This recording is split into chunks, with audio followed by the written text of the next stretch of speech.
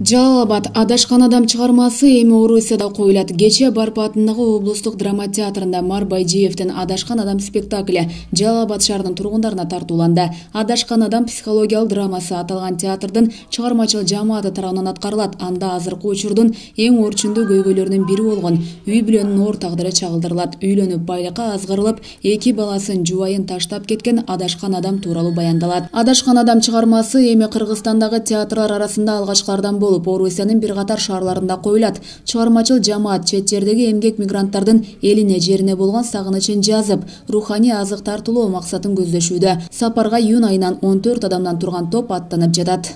Бул спектакльбиз психологиялык оор басымдуу спектакль болуп эсептелет. Бунда бир үй бүлөнүн тагдыры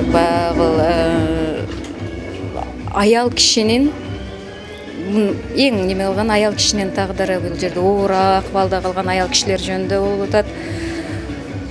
Канчалык кыйынчылыктарга карабай балдарын чоңойтушуп, аял кишилер бардык азапка көнүп,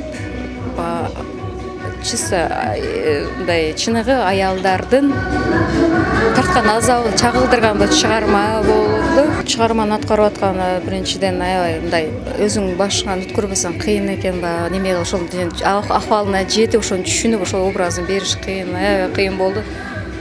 Кыйналып отуруп, зорго бердим, энди толук бере алдым деп ойлобойм, себеби андай бериш кыйын да, андай аялдын акыбалынын состояниясын бериш кыйын деп ойлойм. Биринчилерден болуп театрлар арасында Орусия мамлекетиндеги мекендештерибизге өз өнөрлөрүн тартуулаганы жөнөп жатышат.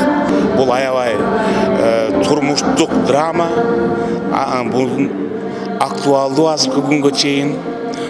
Биздин труппа бул Россиянын Батыш Сибирь тарабына барат, Якутия, Тюменге, Сибирьге, Красноярскиге иши кылып 19-20 шаарды тейлеп кайтышат. Бүгүнкү күнү шаардык медиа өзүнүн кызматкерлери менен, аппараттары менен, шаардын жетекчилери менен келип көрүп отурат.